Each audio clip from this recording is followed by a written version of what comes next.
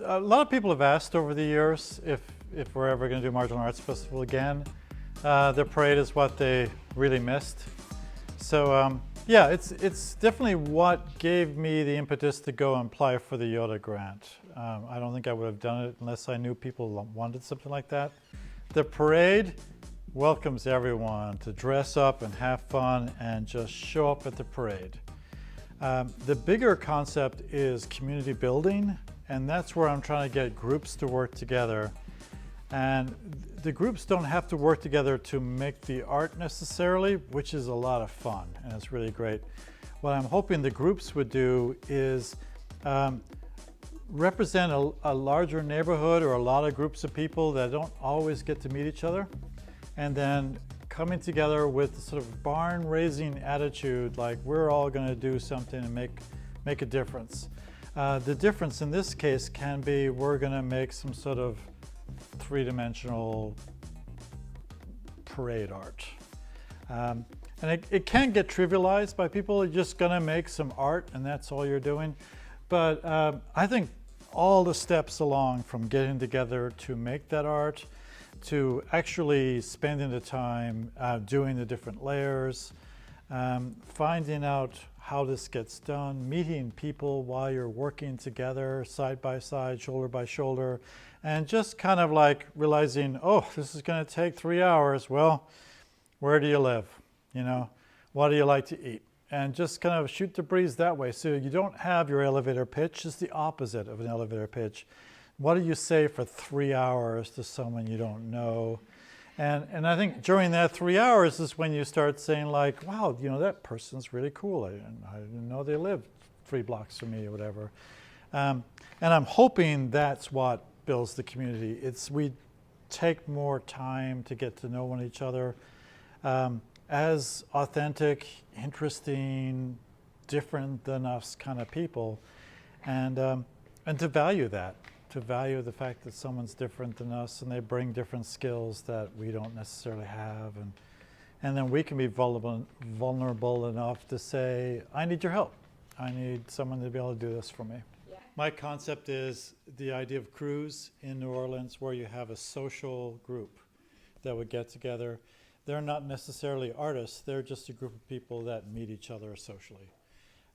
And then the purpose of that group is then like we are going to do something like a barn raising, to band together, do some fundraisers, and then with the fundraising be able to pay for a float.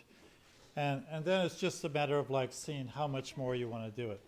So that seemed to me to take a lot more time to explain.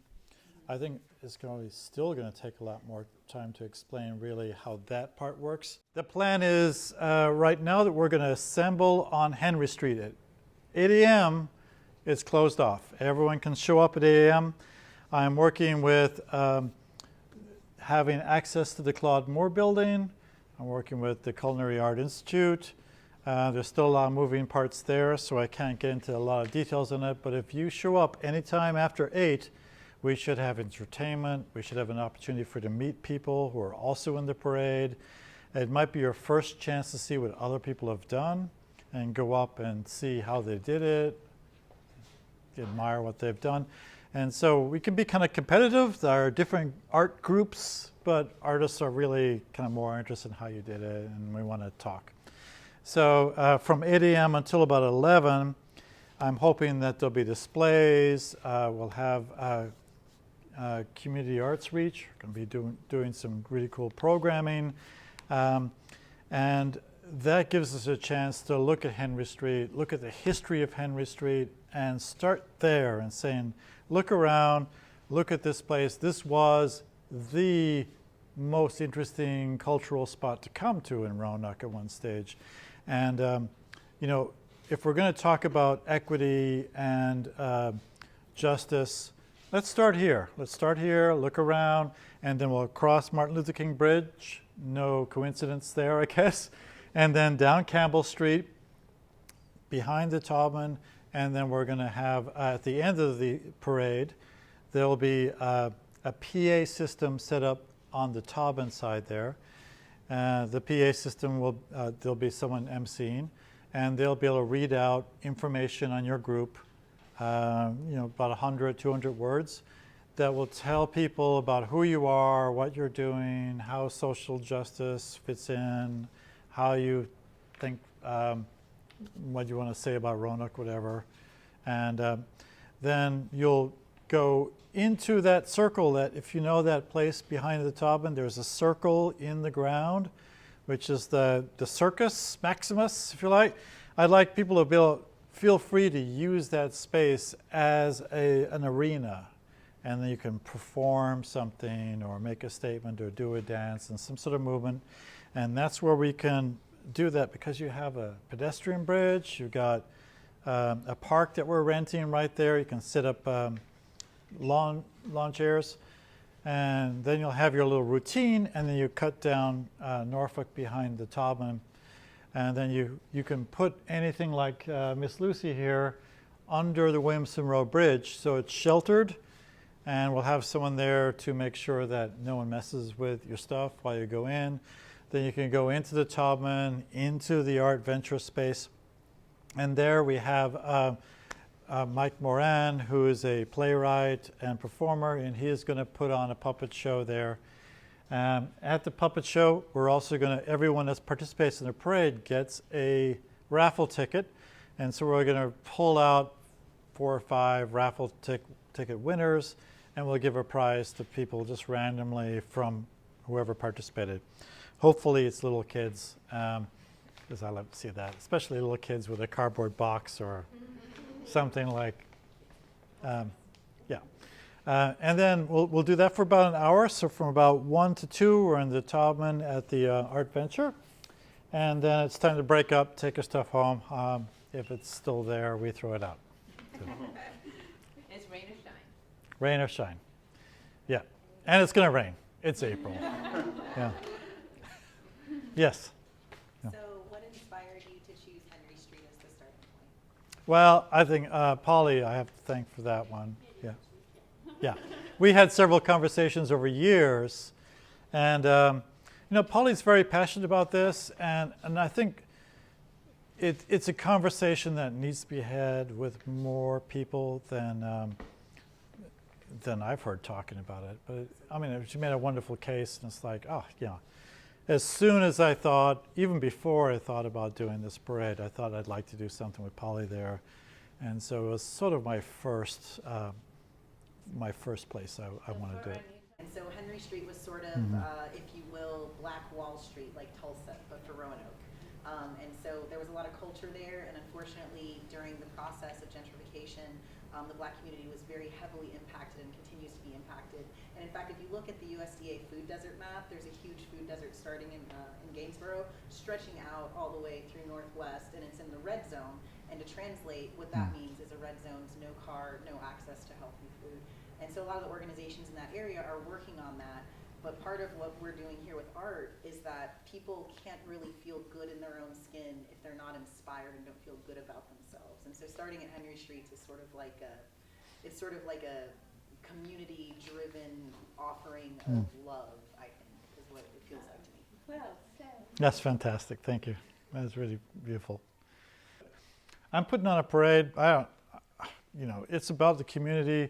It's about sharing those stories and learning so much more about the richness, the fabric, the how we intersect. Even though we try to be separate for so long, for whatever reason, we still really, if we reach out and start trying to build those bridges, I don't know, so many symbols in it. I kind of really like the idea of the parade doing that and crossing the bridge. And if we could just make a little bit of a difference from this parade, I think it could be a fantastic thing. Yeah. And then, not as eloquently, but having again talked to Polly, I was thinking, like, how could we really start off a parade there? How could we send the messages that, we do want to not just speak about making a difference, but like, let's make that effort. And that effort's difficult. I understand it's difficult, and it means that we have to be vulnerable, and we have to make mistakes, and we have to try. And I want to do Miss Lucy for a lot of reasons, but I've only seen one photograph of Miss Lucy, and I have a black and white photograph of her there on the fridge. And I thought how fantastic it would be to see her in the round, to see three-dimensional Miss Lucy in full color, with personality, moving down the street. And I thought it'd be great to have her be the tallest thing in the parade.